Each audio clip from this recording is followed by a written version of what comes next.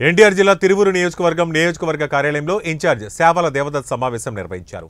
ఈ సందర్భంగా దేవదత్ మాట్లాడుతూ పత్రికా స్వేచ్ఛను భంగపరుస్తూ పాత్రికేయుల మీద పత్రికా కార్యాలయం మీద దాడి అమానుషమని, ఆటవిక చర్య అని దీనిని తీవ్రంగా ఖండిస్తున్నట్లు ఆయన చెప్పారు. జగన్మోహన్ రెడ్డి ఓటమిని ముందే గ్రహించి భయంతో కార్యకర్తలను రెచ్చగొట్టే విధంగా మాట్లాడుతున్నారన్నారు.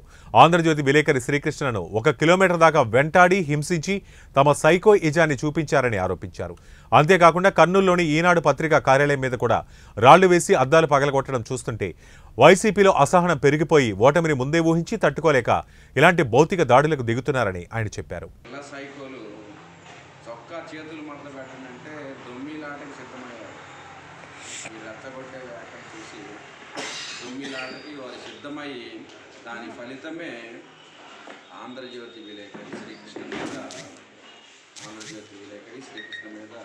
1/2 కిలోమీటర్ ఉంటాడి కొట్టి బయటకు పంపిస్తారు. పత్రికలకు స్వేచ్ఛ లేదా? పత్రికలకు ప్రజావాణి ఇవే కొనసాగితే ఎలాగూ ప్రజలు ఒక నిర్ణయానికి వచ్చారు, మిమ్మల్ని ఇంట్లో కూర్చోబెట్టాలనేసి, మీ పార్టీ ఎమ్మెల్యేలందరినీ కూడా ఓడించాలనేసి, ఇంకా వారి మీద జరుగుతున్న దాడులు తెలుగుదేశం పార్టీ తీవ్రంగా ఖండిస్తుంది.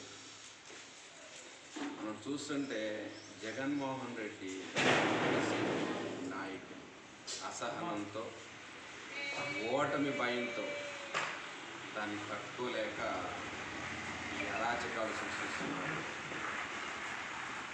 మన రాప్తాడు సభలో మనం చూసాం, స్వయాన జగన్మోహన్ రెడ్డి